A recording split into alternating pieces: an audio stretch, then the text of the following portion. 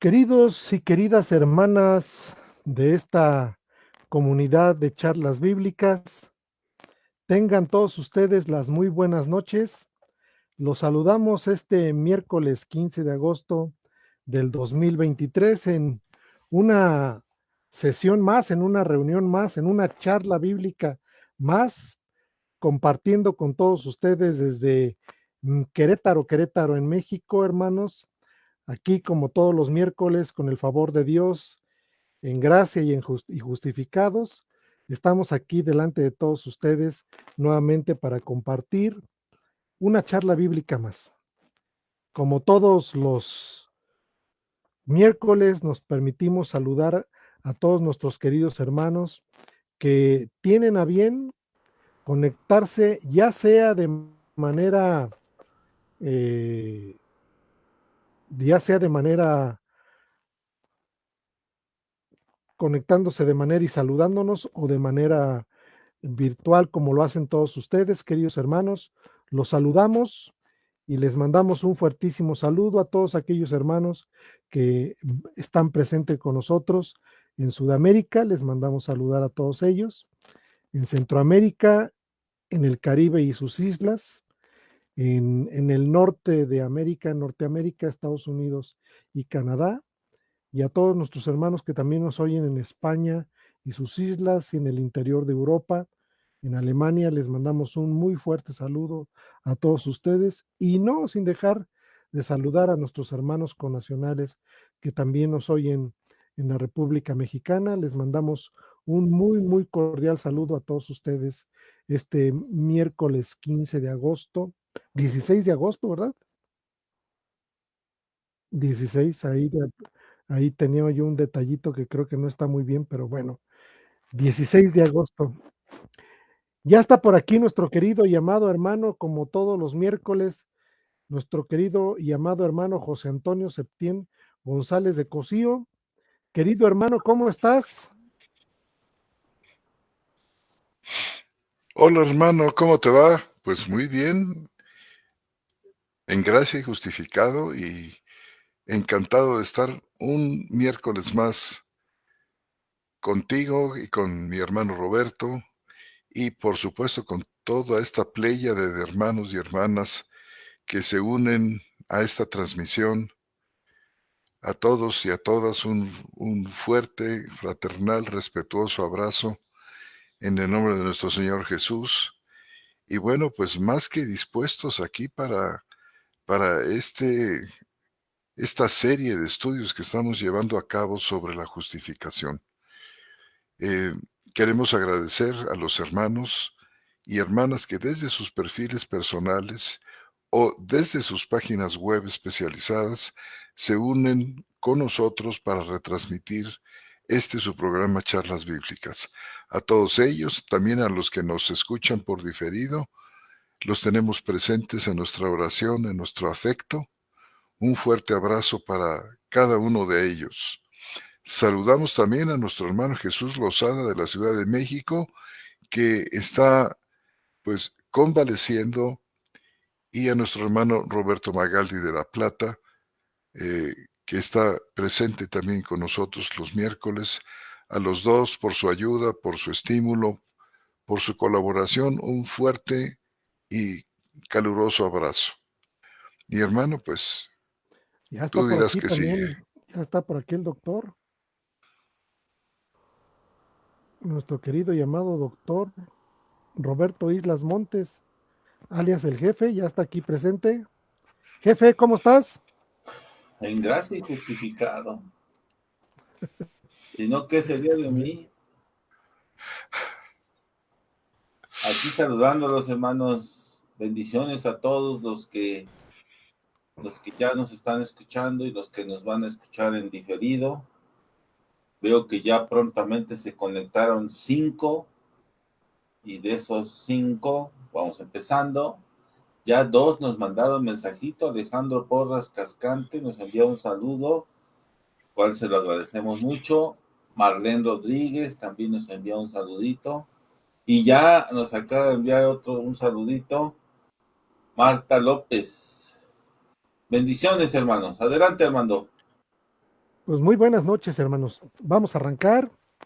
Ya estamos aquí, listos para la quinta parte del programa que tiene que ver con la justificación y la contrarreforma, eh, pues comandada por la Iglesia Católica, por el clero católico. Ya dijimos las fechas, por ahí de 1500, de 1545 a 1563.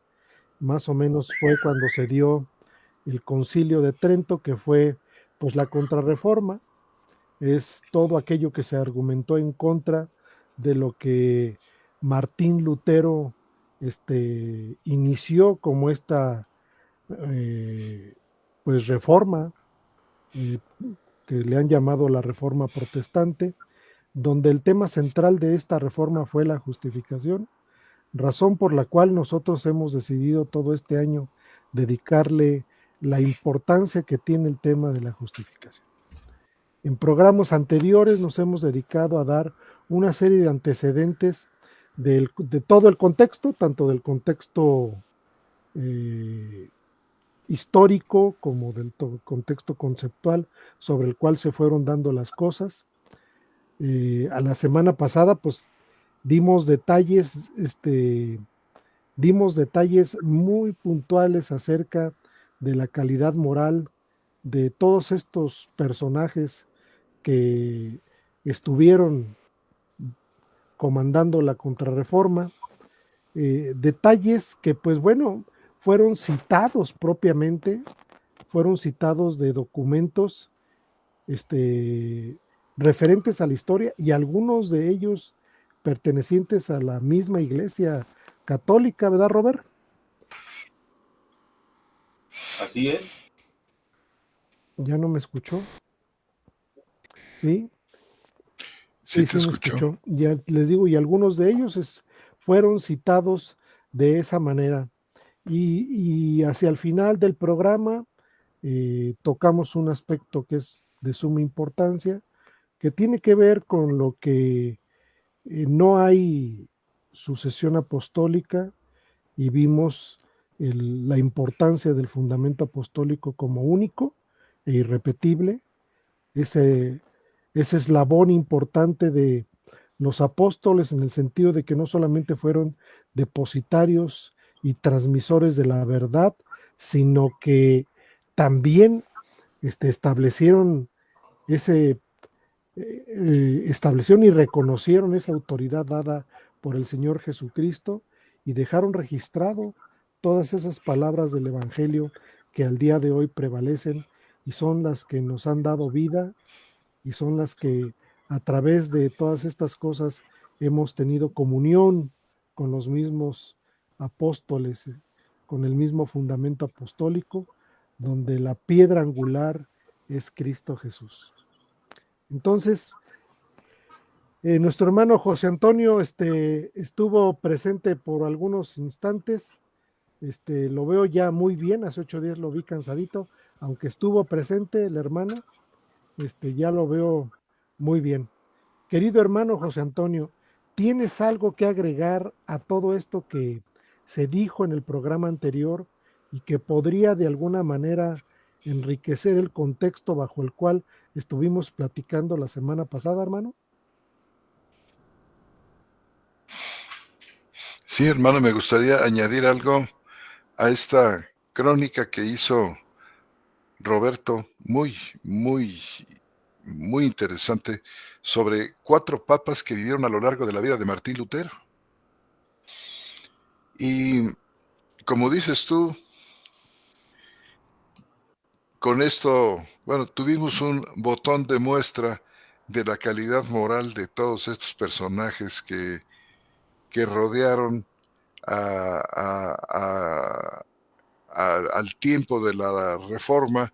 Y por supuesto, si nosotros nos vamos más para atrás, nos encontramos gemas de esta naturaleza, de este tamaño, desde en varios siglos anteriores, que fueron sumando a la inmensa corrupción que llegó a existir, que estuvo presente ya en los días de la Reforma y mucho antes, que hizo clamar a la cristiandad de entonces por la necesidad de una reforma de un concilio, como decían los reformadores, que querían un concilio libre, un concilio donde ellos pudieran ser escuchados, y que realmente no se dio.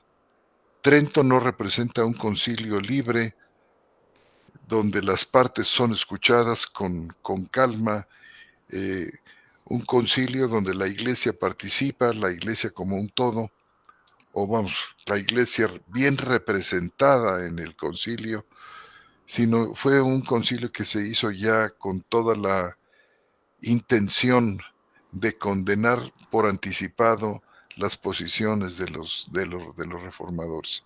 Pero yo nada más quería leer, porque voy a leer un par de fragmentos que José Grau ha dejado aquí en su magnífico libro de Catolicismo Romano, en el que tenemos una muestra más de la calidad moral de las personas que participaron, sobre todo en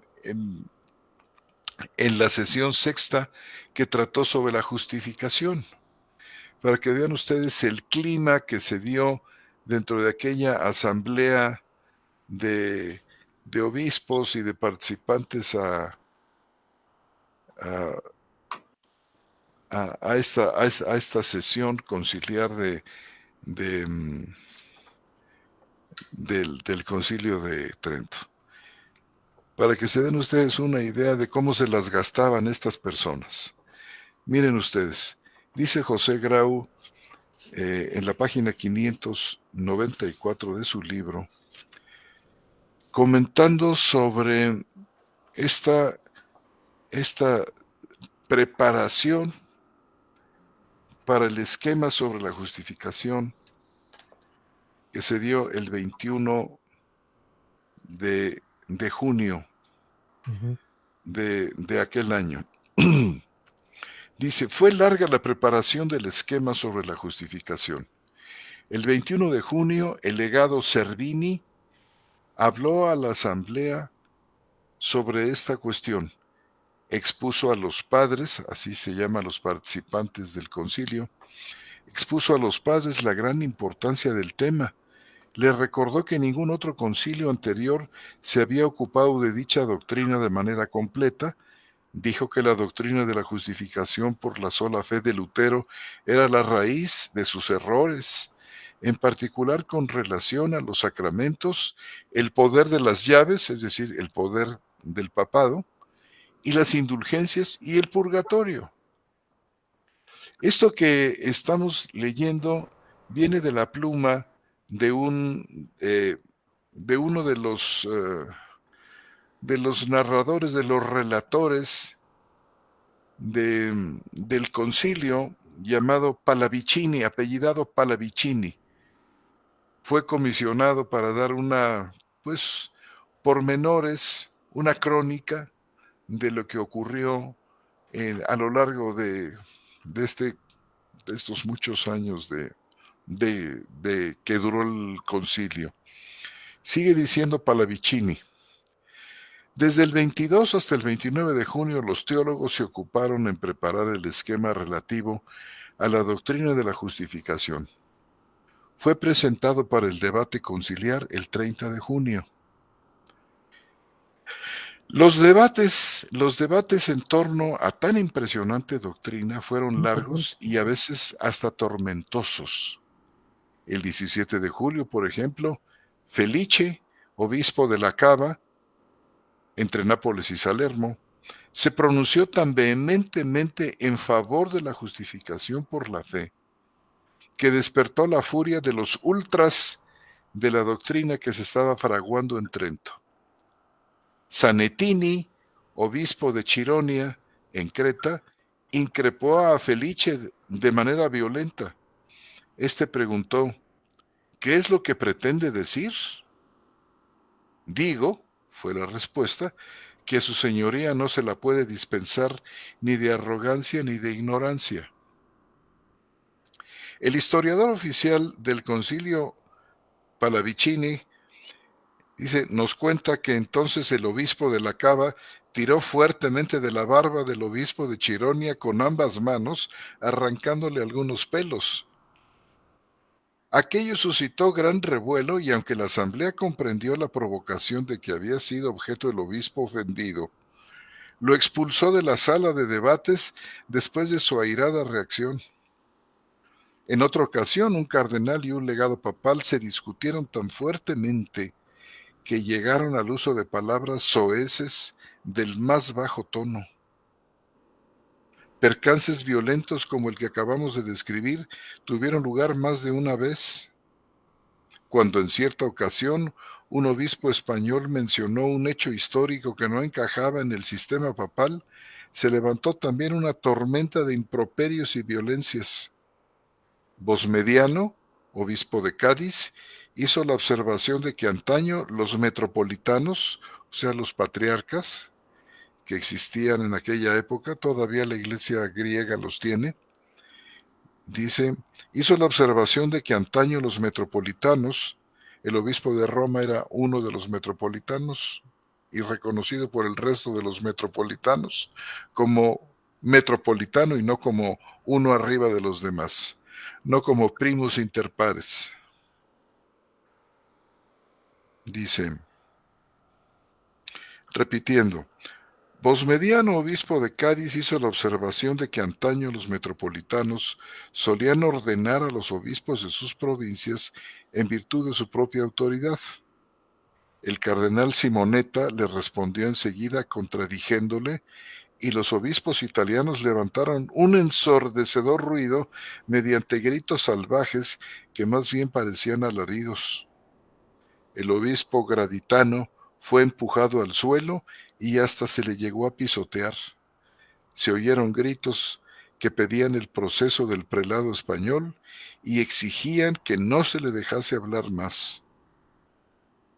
Esta era la libertad de palabra que reinaba en Trento.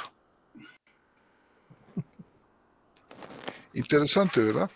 Es decir, porque muchos nos imaginamos que los participantes del Concilio de Trento eran personas muy educadas y muy propias, muy ubicadas en su lugar, que daban el espacio y la palabra a otros, pero realmente las cosas no resultaron así, sino toda clase de pasiones y pasiones vergonzosas y palabras altisonantes surgían ahí al grado de lo que estamos viendo aquí. Esto lo dijo el cronista oficial designado para relatar qué fue lo que ocurrió en aquellas sesiones, llamado Pallavicini.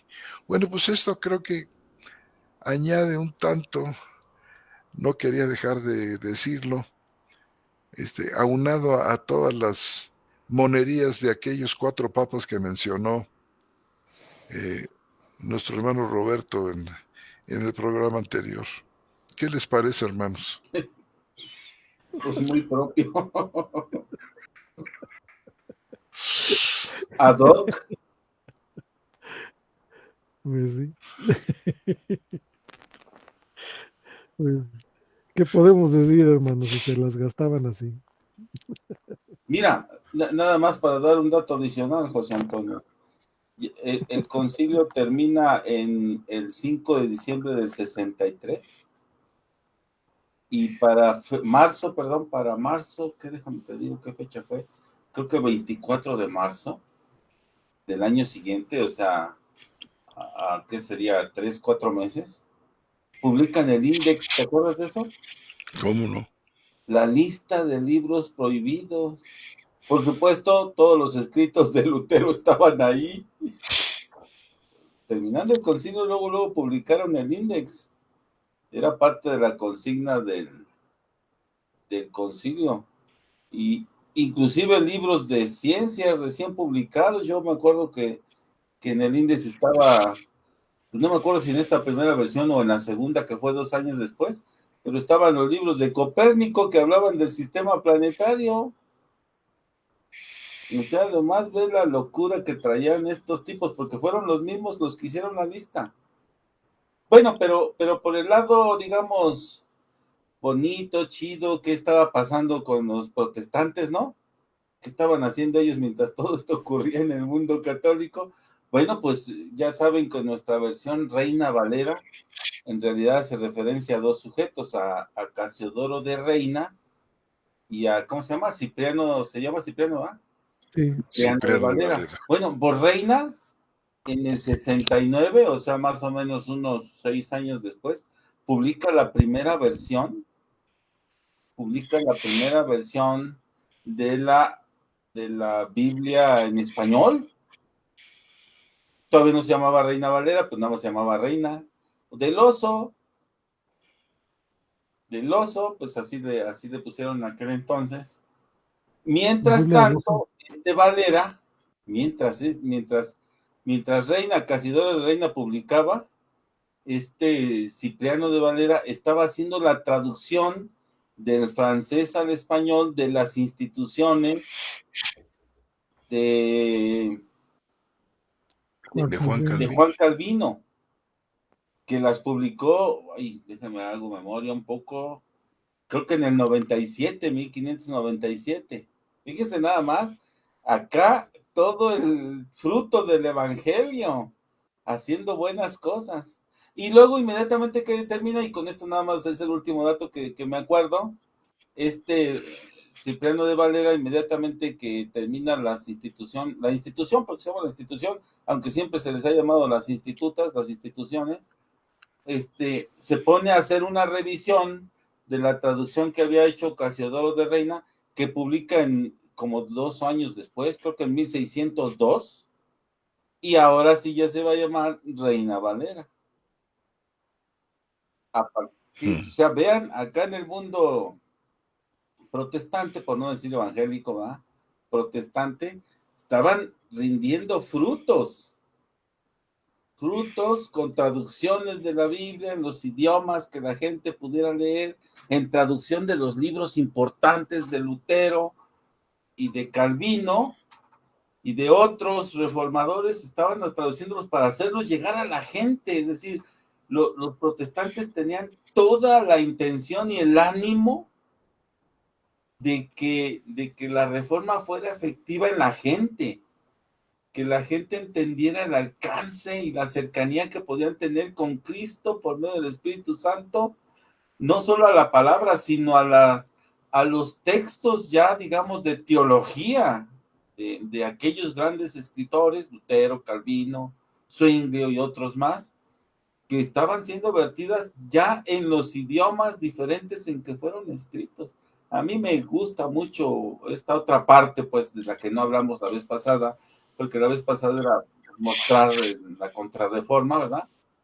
Pero solo quería mencionarlo así como un complemento a lo que tú has dicho, que esto que tú has dicho es prácticamente ad hoc con lo que dijimos la semana pasada, no se esperaba menos, y vean cómo del otro lado estaban trabajando ya, el Espíritu Santo estaba trabajando duro en los reformadores para producir frutos importantes como eran las traducciones de la Biblia a los diferentes idiomas de la Europa de aquel entonces, ¿verdad? Pues nada más como un comentario adicional. Muy interesante. Sí, muy interesante. Por supuesto. Y muy, pues como dices tú, Robert, la obra del Espíritu Santo ya trabajando de manera importante y el despertar de una humanidad agonizante por la Edad Media, ¿no, hermano? Una Edad Media que pues lo único que hizo fue pues, sobajar la calidad humana de la gente. Y yo platicaba con mi hermano José Antonio, el problema de la peste bubónica que fue pues terrible, porque el hermano José Antonio me comentaba, no sé si lo quieres comentar tú, de la obra tan importante que hacía Lutero, no solamente en la cuestión de todos estos conceptos que vertió sobre el pueblo, sino su obra de misericordia, ¿no? Su obra de amor, donde Lutero trabajó pues con muchos de los enfermos de la peste bubónica, pero esto no era otra cosa más que la miseria de la humanidad. Y yo le decía al hermano José Antonio que la peste bubónica obedece a que, la gente vivía en una suciedad extrema, hablando de suciedad, de sucios, de mucha podredumbre, y que pegado a eso, al donde vivía la gente, pues vivían las ratas. Entonces la gente tenía como huéspedes a las ratas en su casa. Y la peste bubónica pues no era más que la transmisión de ese virus tomado por las ratas. No sé si virus o bacteria, Robert, no, ahí sí desconozco. Virus, yo pienso que virus, ¿eh? Virus. Y el agente transmisor era la pulga de la rata. Entonces, si una pulga picaba a la rata y luego esa pulga iba y picaba a un hombre, a un ser humano, le transmitía ese terrible mal pues, que arrasó a Europa de manera importante, pero esos no eran otra cosa más que las condiciones humanas que había en la Edad Media.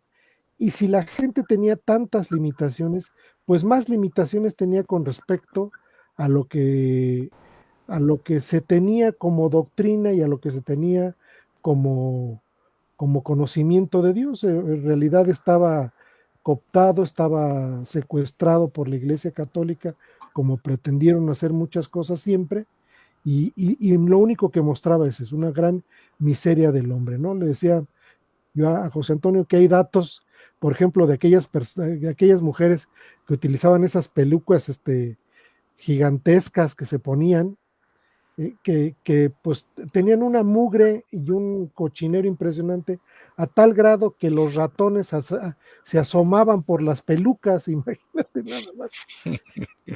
Y que una de las ciudades que tenían muchos conflictos de suciedad era Londres e Inglaterra. O sea, no había evidentemente drenajes, y la gente aventaba por las ventanas la cantidad de excremento y suciedad que producía la familia como tal, y como no había drenaje, pues agarraban y aventaban por las ventanas tremenda suciedad. Bueno, todo esto se fue limando, y todo esto fue creciendo en términos de la reforma. Es decir, la reforma no solamente trajo un despertar de la humanidad en términos de teología y de Biblia, por así decirlo, sino creció la ciencia, creció el arte, crecieron muchas actividades humanas a partir de la reforma, tanto que pues en las universidades se estudia la reforma como ese gran fenómeno de despertar de la humanidad, a partir de los conceptos y principios de Lutero. Y sabemos que de las primeras cosas que hicieron fue traducir la Biblia del griego al alemán y empezar a fundar universidades que empezaron a darle una mejor calidad de vida a la gente.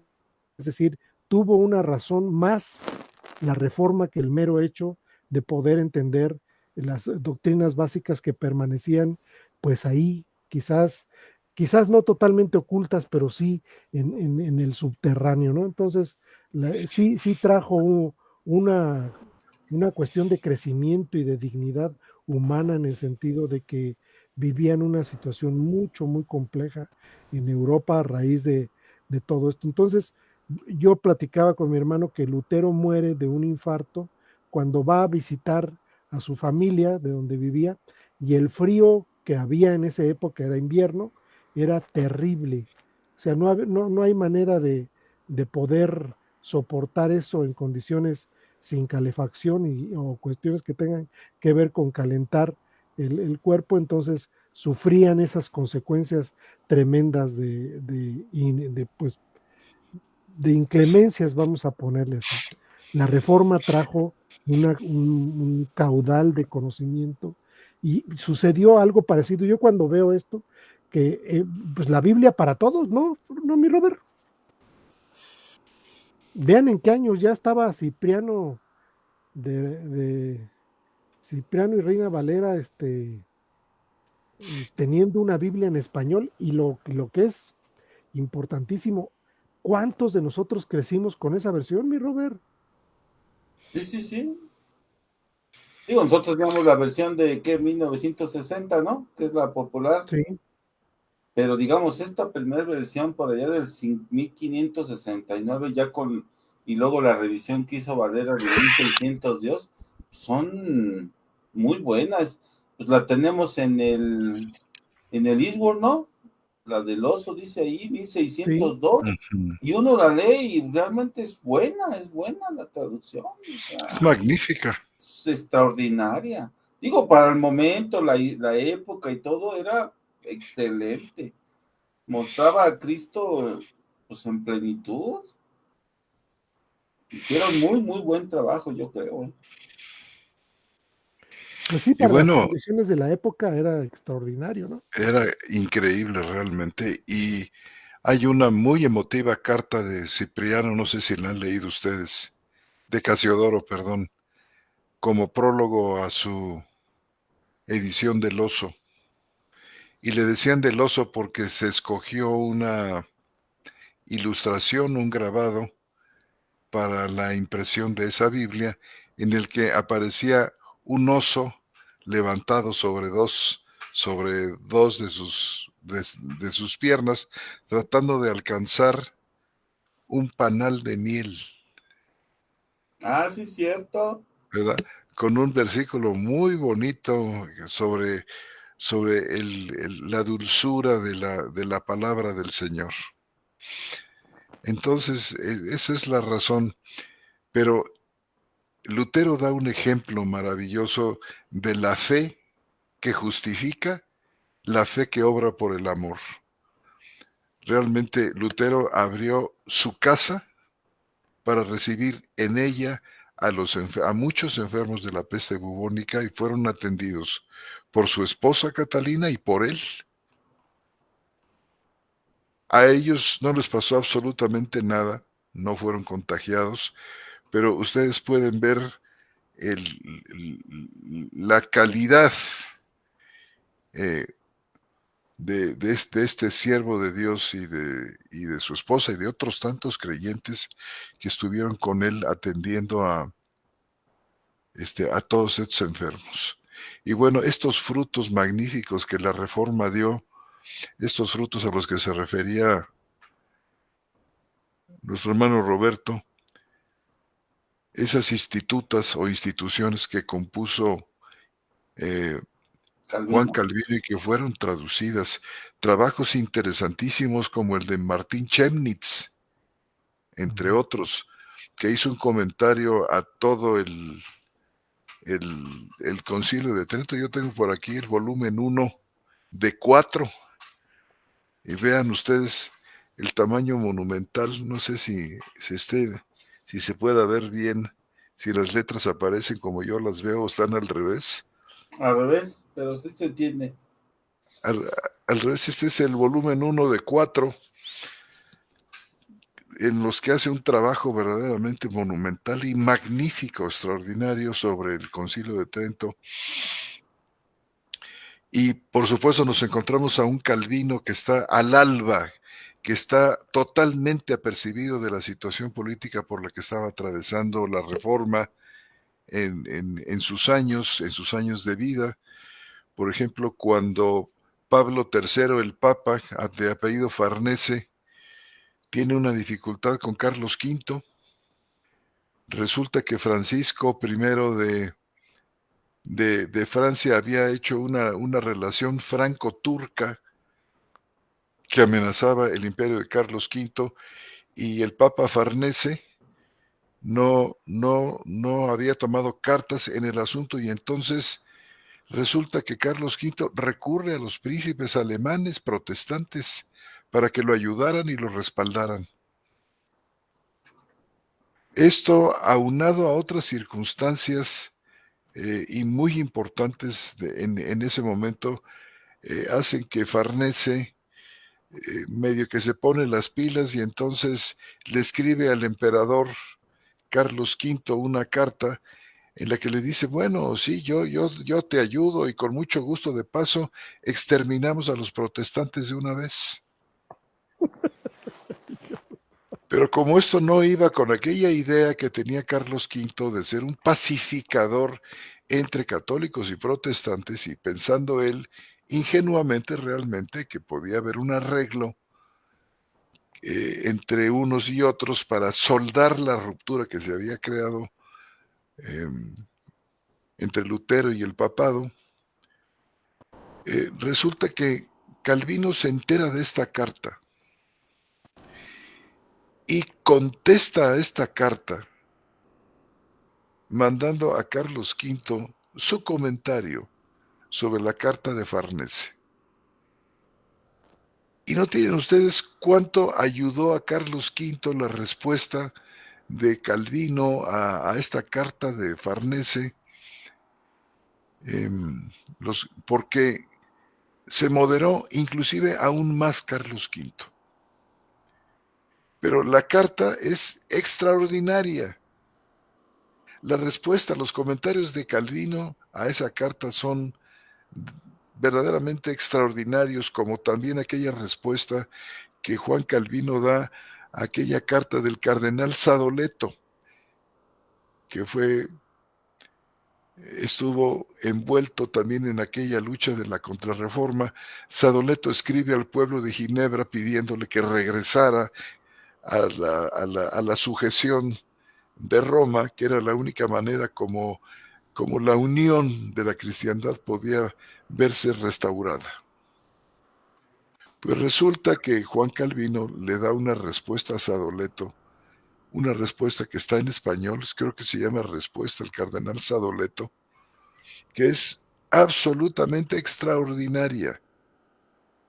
O sea, vemos nosotros a los reformadores muy al pendiente, listos para contestar, para replicar, y además estas réplicas, a través de estas réplicas podemos ver la estatura, la calidad teológica, la calidad hasta de estadistas que tenían algunos de los reformadores, muy por encima de los famosos padres del Concilio de Trento y de Farnese y de toda esta gente que solamente estaba viendo para sus intereses y lo demás no importaba.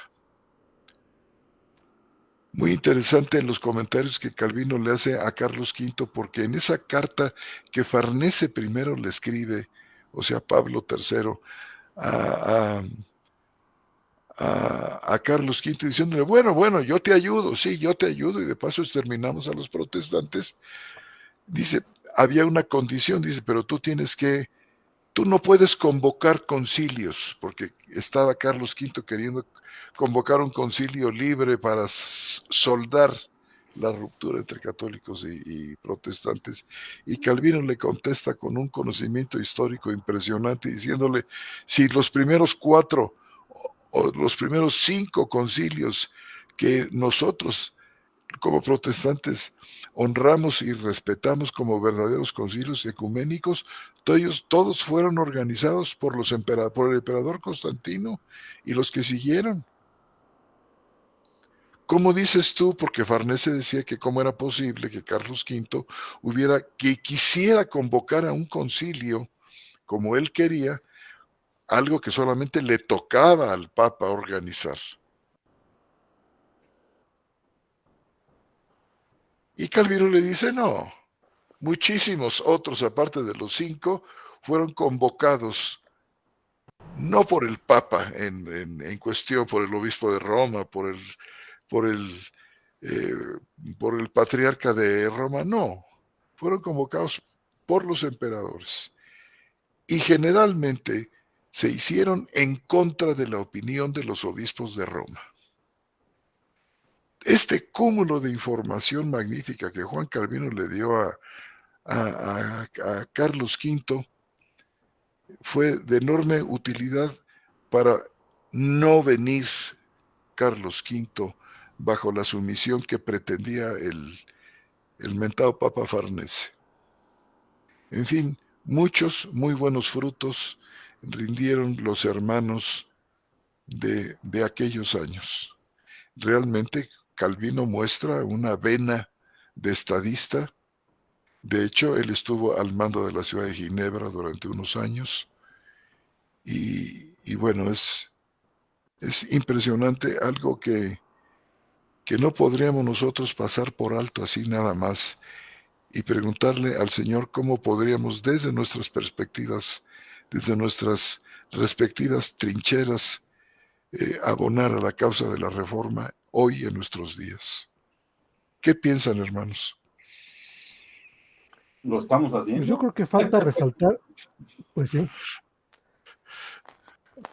faltaría resaltar un aspecto que también comenta Roberto y que me gustaría que lo comentara, porque a partir de ese momento también la obra del Espíritu Santo pues crece en la iglesia, ¿no, mi Robert?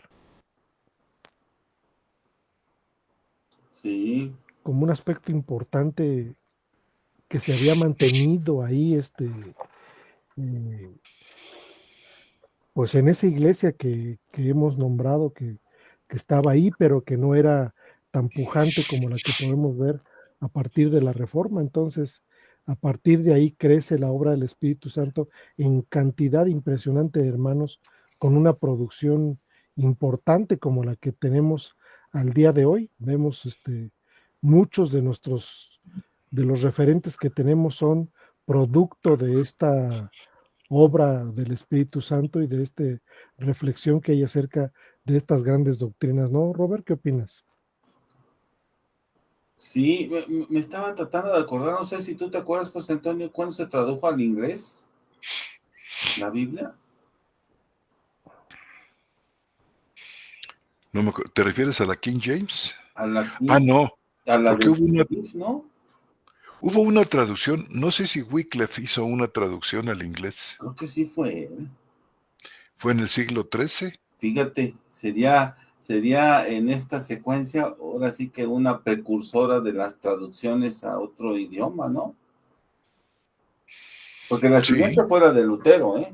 La de Lutero fue la siguiente al alemán, pues fue el gran enojo del Papa, que fue Pablo III, creo que era el que estaba en ese entonces, Claro. este, porque estaba haciendo la traducción. Fue el gran enojo, no me acuerdo si fue él o el que siguió, pero uno de los dos fue. Y ahora, bueno, lo que yo estaba diciendo de Reina Valera, pues al español, fíjate nada más, con todo lo que significaba, porque España y Portugal seguían fielmente todavía unidos a Roma, lo que ha de haber significado para estos dos traductores hacer esa traducción que hoy ya conocemos como la Reina Valera, originalmente como la Biblia del Oso, ¿verdad?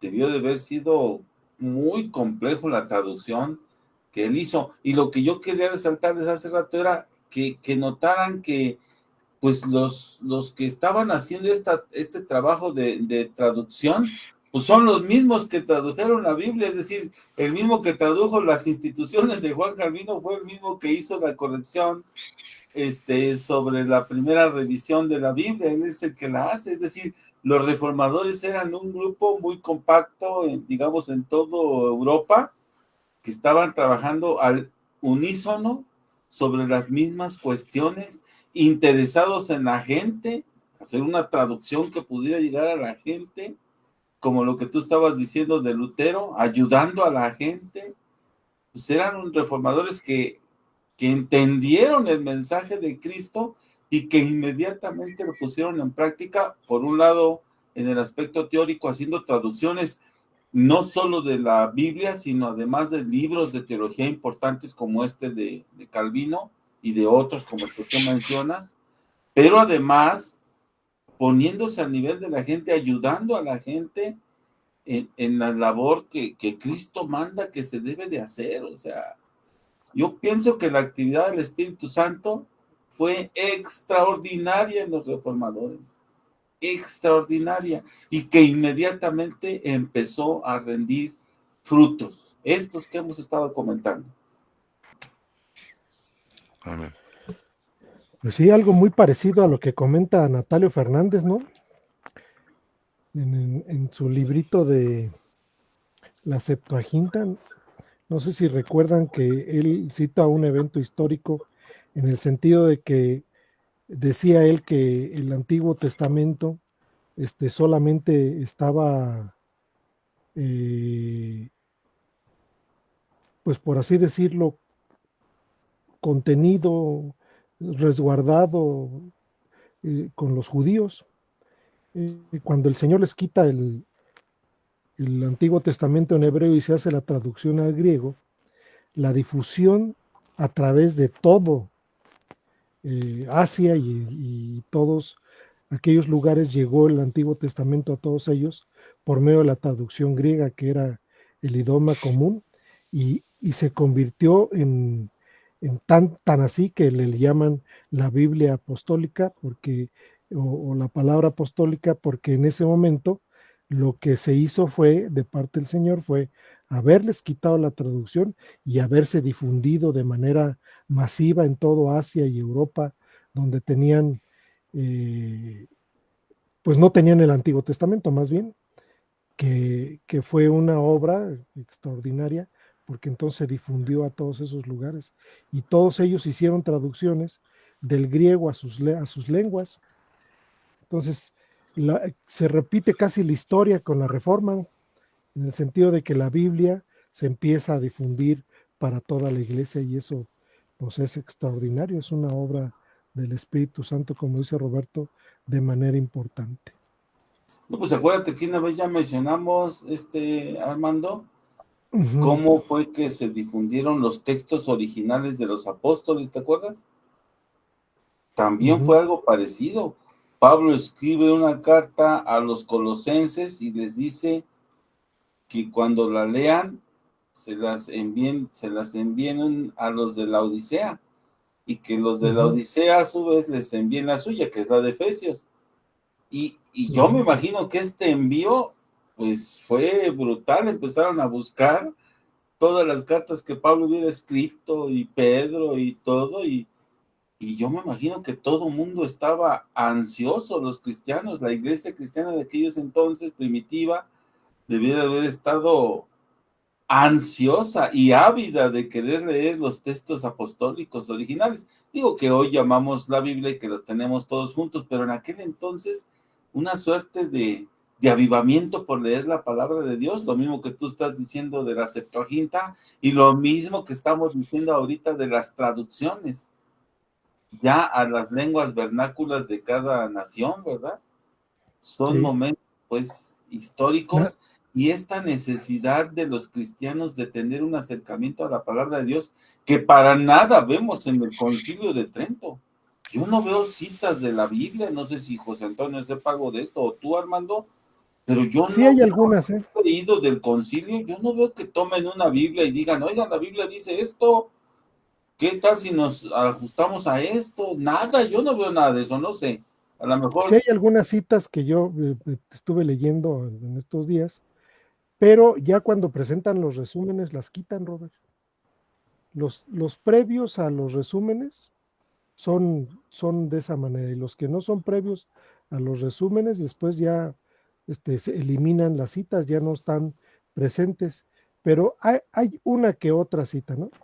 Te decía yo porque Natalio resalta como un elemento importante la difusión de la Septuaginta, porque al momento en que queda en la lengua común, que en aquel tiempo la lengua común era el griego, y que todos los que hablaban griego tenían posibilidades de leer la escritura, se expandió totalmente, ¿no? Se expandió de manera importante y Natalio lo resalta como un evento histórico importante, fuera de la línea de bajo la cual nos estamos hablando nosotros. Y bueno, lo que tú comentas, ¿no? Que está referido en el Nuevo Testamento, en el capítulo 4 de Colosenses, por ahí casi al final del 16, en el sentido de que pues ya había un registro que para ellos era importante. Yo me quiero imaginar que cuando Pablo da la indicación de que la carta de Colosenses la manden a la Odisea, pues primero hicieron una copia, ¿no? ¿O tú qué opinas? sí, no enviaron la original, no, hombre, ¿qué van a andar enviando la original?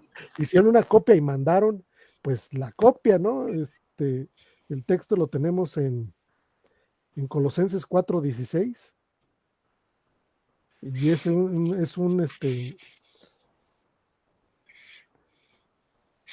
Hermanos, Sí, hermano.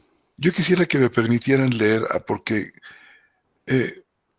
leer a Casiodoro, por cuanto ha hecho un énfasis muy interesante, Roberto, en cuanto a la carga, y tú también, en cuanto a la carga que significó al trabajo verdaderamente titánico de traducir la Biblia al español. ¿Me permitirían ustedes leer un pequeño fragmento de la Adelante, adelante, introducción? viejo Antonio. Es muy interesante porque vemos a un hombre tremendamente humilde que, que dice, quizás seguramente hay gente mucho mejor dotada que yo para hacer este trabajo, pero pues me tocó a mí. Dice él, dice, terceramente, o en tercer lugar, en que para quien nos quisiere corregir con caridad, por la gracia de Dios, no somos del número o de los que con razón o sin ella presumen tanto de sí, que tengan por tan acabado lo que una vez sale de sus manos, que nada se le pueda añadir ni quitar. Confesamos que pudiera haber otros muchos en la nación adornados de mayores dones de Dios para esta empresa, mas Dios no les ha dado el querer ni el atrevimiento, ocupados por ventura en otras cosas a su parecer más importantes. Y poco tenemos acá por qué entremeternos en este juicio, porque ellos verán qué cuenta darán en el juicio de Dios del buen o mal empleo de sus dones. Cuanto a nos, es cierto, y de ellos nos dará el Señor fiel testimonio algún día, que visto que ninguno de estos doctísimos que lo pudieran mejor hacer, se osaba encargar de obra tan necesaria al adelantamiento del reino y gloria del Señor, el dolor de la falta que la Iglesia padecía en esta parte nos puso el ánimo que nunca nos pusiera la sola consideración de nuestra fuerza, así para comenzarla como para llegar a este punto, y ninguna duda tenemos de que nuestro trabajo no haya sido agradable a Dios por la continua asistencia de su favor con que habemos podido llevar una carga tan pesada, tan estorbada de Satanás, tan poco ayudada de hermanos y por tantos días. La obra nos ha durado entre las manos enteros 12 años, sacado el tiempo que nos ha llevado o enfermedades o viajes u otras ocupaciones necesarias en nuestro destierro y pobreza, podemos afirmar que han sido los 9 que no hemos soltado la pluma de la mano ni aflojado el estudio en cuanto las fuerzas así del cuerpo como del ánimo nos han alcanzado. Y sigue, Wow. sigue, sigue. Preciosa carta, hermanos, ¿verdad? Qué labor titánica de un Casiodoro que ya había entendido el Evangelio. Entonces, si la publica en el 69, quiere decir que la empezó que en el 57, en pleno concilio. Fíjate. Sí, porque el concilio terminó en el 63.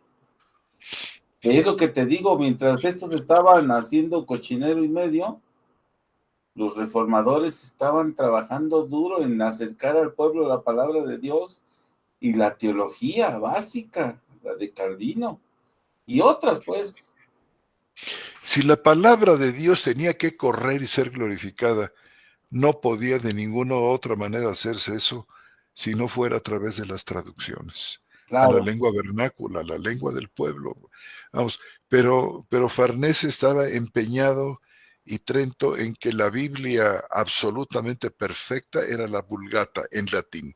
No, de hecho la declararon oficial en mismo Trento. Ellos enemigos de la difusión de la palabra. Así es que bueno, Pero pues pues ya se habían mantenido 1000 años así, hermano. sí. ¿Qué podían hacer? Más que seguir con su misma línea y con su misma costumbre perversa. Y que, y que bueno, nosotros que hemos sido extraídos del catolicismo en su momento por parte del Señor, también dimos cuenta de lo mismo, hermano. O sea, dimos exactamente cuenta de lo mismo. Hace 35 años que nos conocemos nosotros, más o menos, previo tantitos años antes, unos 40 años, nosotros veíamos que la Iglesia Católica no tenía el más mínimo empacho en que la gente leyera la Biblia. Y la gente ciertamente tiene su Biblia que le llaman Biblia Católica aquí en México, pero no distribuida por ellos, sino distribuida por una editorial, ¿no? Por una empresa editorial donde les vendían la Biblia en abonos y que pasó a ser parte decorativa de los libreros de la gente y que nunca es abierta y que nunca es leída. O sea, yo me acuerdo en aquel 1970 que tú debiste haber sido partícipe de ese evento, hermano José Antonio, de aquella conferencia que se iba a dar en el Teatro de la República, ¿te acuerdas? ¿Cómo no? Donde tú eras uno de los actores principales, y que la sociedad queretana estaba toda compungida porque los protestantes iban a hablar del Evangelio en el Teatro de la República y que a la mera hora, con la influencia y el poder que tenía el clero católico, se suspendió. ¿Te acuerdas de eso, hermano? ¿Cómo no, hermano? Oye, y me acuerdo también de esa horripilántica traducción de la Biblia aquella, que venía con muchísimas ilustraciones a color de todas las vírgenes habidas y por Las haber. Torres Sí, Amat, pues La Biblia de Torres Amat. esa es la que te estoy diciendo. esa es de la que está Horripilante hablando. traducción. Creo que es la Vulgata traducida al español. Sí, es la Vulgata antigua traducida al español.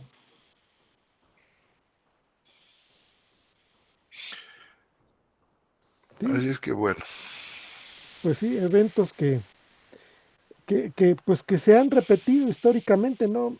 Después de esa gran actividad pues de la iglesia en Querétaro, esa actividad, muy frontal, ¿te acuerdas?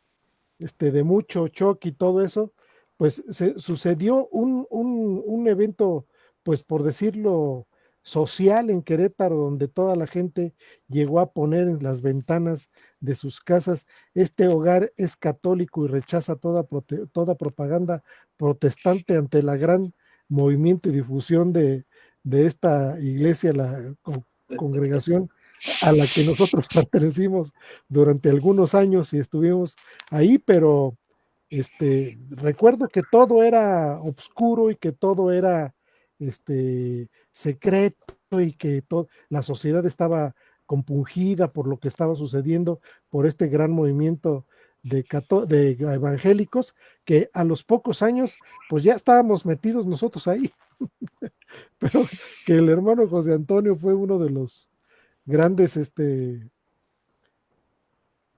pues agentes que pertenecieron a este movimiento tan importante y le Agente tocó nada más, hermano, no grande, agente, uno de tantos.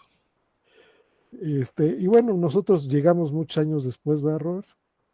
Pero todavía a la misma actividad. Sí, todavía nos tocó Un ser parte de esa refiloncito. actividad y ir a proclamar a grito abierto, casi para ser lapidados. Pero bueno, pues ahí nos puso el Señor a hacer esas actividades, ¿no? Sí, Acá en el sí. retablo nosotros poníamos carpa, ahí poníamos carpa y a mí me tocó varias veces estar al frente predicando ahí a pulmón abierto a todos los que venían del mercado del Tepe, bueno, con el riesgo de que nos lapidaran, pues, digo, siempre estuvo presente. Pero Y sí bueno, nos llegaron a pegar, varias veces. ¿a ti? A mí y a otros, a mí, personalmente, 2 o 3 veces y fuerte. Este, y a otros hermanos también. Y hermanas, pedradas, golpes, nos aventaban olotes que eran, después de haber comido ¿cómo se llama? Su mazorca de maíz, no la aventaban.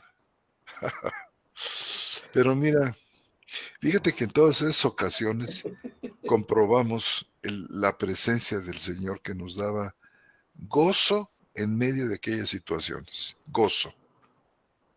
no miedo. En fin, bonitas y maravillosas historias que hemos vivido con el Señor, ¿verdad? Ya ahora anécdotas nada más. Ahora estamos en otras batallas, hermano. Sí, hermano. Mira, Ahora estamos ahora en con la oportunidad que el Señor nos da de hablar al mundo, pues. que lo hacemos igual, con gran gusto y gran gozo, Sí, con que los con hermanos se conectan. un compromiso con el Señor por todos ustedes y que lo hacemos con mucha, pues con gusto, con un gran gozo y con una gran, que ahora está muy de moda estas cuestiones de los creadores de contenido. Y digo, bueno, nosotros también somos creadores de contenido bíblico a través de las charlas que tenemos y que además con el registro histórico que hay a través al día de hoy de los dispositivos electrónicos, pues esto se convierte en mucho valor, hermanos. Estamos hablando de que estamos ya casi en el último tercio del sexto año de transmisión y pensando que hubiera pues 50 programas, bueno, menos, vamos a ponerle 45 programas o 50 programas por año, estamos hablando que tenemos aproximadamente 280, 290 programas como un registro histórico importante que pues está para que los hermanos sigan disfrutándolos y oyéndolos y criticándolos y cuestionándose acerca de tanta cosa que hemos dicho aquí y que bueno, estamos interesados en que lo hagan. Una reflexión que yo tenía esta semana es decir, hay que seguir invitando a los hermanos de charlas bíblicas a que sigan promoviendo este espacio que tenemos con sus con los miembros de las congregaciones a las que pertenezcan y que estén ahí para que los hermanos también pues vayan viendo otro tipo de discusión y otro tipo de contenido, ¿no? Y como creadores de contenido, pues el registro queda ahí con el trabajo tan importante de nuestro hermano Jesús Lozada y de nuestro hermano Roberto Magaldi que han ido nutriendo estas páginas con el contenido. Es importante, hermanos. Véanlas, recomiéndenlas, este, estudienlas, revísenlas para que vean. Y bueno, si hay que aportar y que hay que señalar algunos aspectos, nosotros siempre estaremos abiertos a que todos ustedes puedan comentarnos estas cosas que hacemos nosotros. Todo absolutamente con el favor de Dios. Yo ayer platicaba con un amigo que está muy interesado y desde San Diego, California, me habla para preguntarme acerca de estas cosas y me dice, ¿y ustedes qué ganan con esto? Nada. No pretendemos ganar absolutamente nada. Simplemente el saber que contribuimos con estas charlas a lo que Dios nos ha dado. Simplemente. Porque él me preguntaba Hermanos, si teníamos sí. alguna remuneración o no, no, sabes que ni nos interesa, ni es nuestro objetivo. Dios nos ha dado a todos los que lo que tenemos que tener y con eso estamos contentos y gozosos. Sí, hermano. Nada, como ya se nos viene el tiempo encima, nada más quería yo sugerir, salvo su mejor opinión, hermanos, que comenzáramos a ver algunos de los cánones del concilio para la siguiente vez.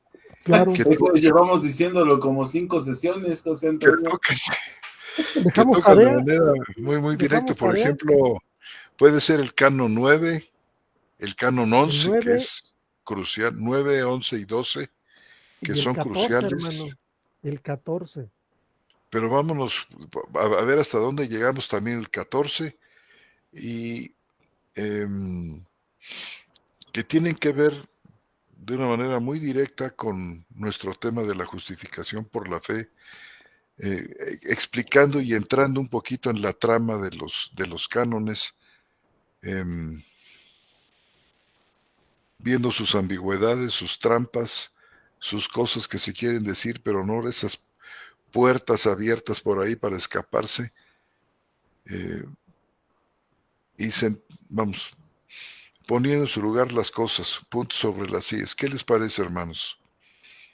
No, pues perfecto, pues que se No, lean perfecto, pues es parte del plan. Yo, de hecho, la otra vez que ustedes comentaron el canon primero, lo estuve pensando, ya ven que vuelvo a escuchar la grabación, lo estuve pensando y aparentemente dicen lo mismo que los reformadores, pero ahí, como dices tú, José Antonio, está la trampa, porque ellos no tenían los mismos conceptos. Por ejemplo, ellos no piensan que la gracia de Dios es lo mismo que nosotros pensamos. Entonces usan la palabra gracia y nosotros en automático pensamos que están diciendo la gracia como la entendemos nosotros, Exacto, pero en realidad exacto. están diciendo otra cosa, ¿eh? Hmm. Yo me no, quedé pues pensando en eso del canon primero que se leyó la vez pasada, bueno, hace 15 días, y en realidad ya cuando lo pensé bien, no están diciendo lo mismo que nosotros, aparentemente usan lo mismo que los evangélicos, pero digo que los protestantes o los reformadores, pero no, pero ellos están pensando en otra cosa, ¿eh? Para ellos las palabras significan otra cosa. al igual yo a Muy, leerlos muy estos hermanos, interesante eso. también creo que no sabían que era justificación. Trento, dices tú, la gente de Trento. Sí, Mm.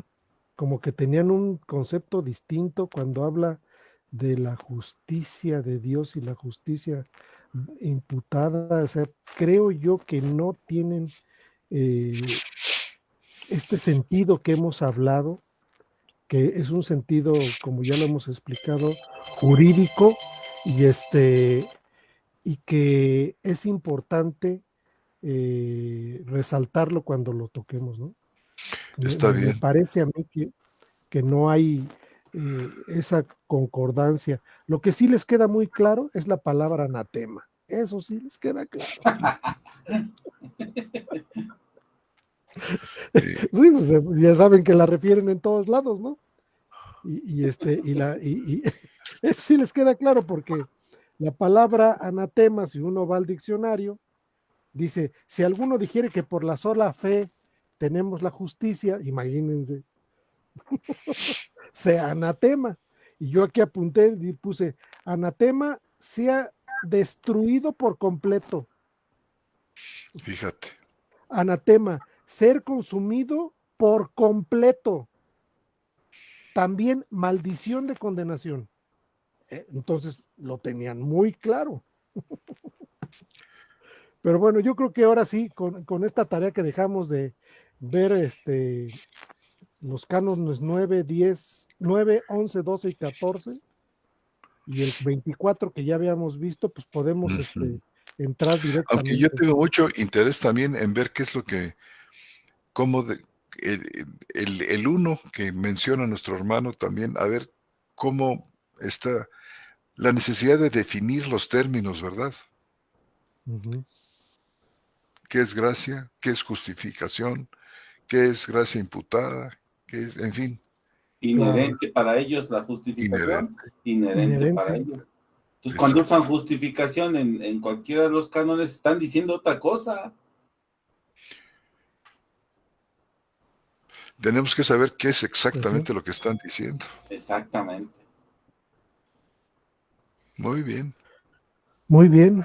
Pues entonces pasamos a saludar a nuestros hermanos, que ya estamos sobre el tiempo. Este, pues como es la charla, a veces se nos va por ahí cuando ya, aunque ya tengamos plan, hermano, una disculpa para todos ustedes. Y bueno, nuestro hermano Alexander Porras Cascante nos saluda desde Costa Rica, dice que está en gracia y justificado y que le da mucho gusto escucharnos. Adelante, mi hermano, la que sigue Nuestra hermana Marlene Rodríguez, también en gracia y justificada, con un saludo para nosotros. de Washington. Marta López dice buenas noches, hermanos, bendiciones. Adelante, mi hermano. Nuestra hermana Emma Castillo nos saluda y le agradecemos sus palabras que nos dirige en cuanto a excelentes exposiciones. Muchas gracias, hermana. Pues aquí dependemos de la ayuda del Señor para todo esto. Saludo para Muy usted, bien. hermano. Saludos para nuestra hermana Emma María Beatriz Escampini, nuestra querida hermana de Pinamar, Argentina. Dice que se encuentra retransmitiendo. Nos saluda a todos. José Andrés Sánchez Amperio, presente con ustedes y con Cristo, hermanos. El hermano es de Celaya, ¿verdad? De Celaya. Dice nuestro hermano Raúl Blondel, dice en gracia y justificado por Jesucristo y su obra. Gracias, mi Señor, por parte de ti y poder disfrutar de los santos en la luz de tu palabra. Gracias por la historia de la iglesia. Es importante, hermanos. Adelante. Bueno, sigue diciendo Raúl Blondet que se encuentra Adelante. retransmitiendo para los hijos de Dios. El hermano dice que bueno, se encuentra retransmitiendo. El hermano, adelante, hermano. Ernesto A.G., gracias hermanos por estos resúmenes tan necesarios para ubicarnos. Bendiciones desde El Salvador. Y bueno, agradecemos a todos estos hermanos que nos han puesto estos mensajes aquí, igual a todos los hermanos que están conectados, aunque no ponen mensajes aquí, pero sabemos que están conectados desde muy temprana hora. A todos ustedes un fuerte y cariñoso abrazo. Dice aquí Javi, buenas noches, amados hermanos, saludos desde Jiutepec, Morelos, en gracia y justificado, nuestro hermano Javi. Nuestro hermano Alexander Porras, hermano Roberto, allí le dejo mi correo para que me pase el PDF de los cánones, porque en esta biblioteca no lo encuentro. Se lo pido por favor. Se lo mando. Dice la hermana María Beatriz Scampini, felicitaciones, queridos hermanos. Gracias doy a Dios por haberlos conocido. Ay, hermana, gracias por sus palabras, hermana. Nosotros también estamos muy contentos de haber conocido a todos ustedes y saber de ustedes, hermanos. Créanos que los tenemos muy presentes siempre, hermanos. Siempre. Adelante, hermano. Por último, nuestra hermana Ana Castillo. Hermanos, yo leí que los estudiantes de una universidad cercana a la Catedral de Wittenberg, no recuerdo su nombre, y quienes dominaban el latín, comprendieron perfectamente el contenido de las 95 tesis y fueron ellos por iniciativa propia. Pero sabemos que era el Espíritu Santo quien los impulsó a que las tradujeran al alemán y se regó como pólvora en toda Alemania. Qué impresionante logística que el Señor echó a andar para llevar a cabo su reforma. Infinitas gracias a los hermanos. Pues sí, efectivamente vemos la obra y la mano del Señor detrás de todos estos reformadores y gente tan importante que llevó a cabo la reforma y este conocimiento. Pues bueno, hermanos, si no hay más que decir, damos por concluido el programa de charlas bíblicas de este miércoles 16 de agosto del 2023. Sus hermanos José Antonio Septín González de Cosío, Roberto Islas Montes y un servidor Armando González. Les damos las muy buenas noches y los saludamos, hermanos. Les mandamos un fraternal saludo. Que Dios los bendiga, hermanos. Bendiciones. Bendiciones.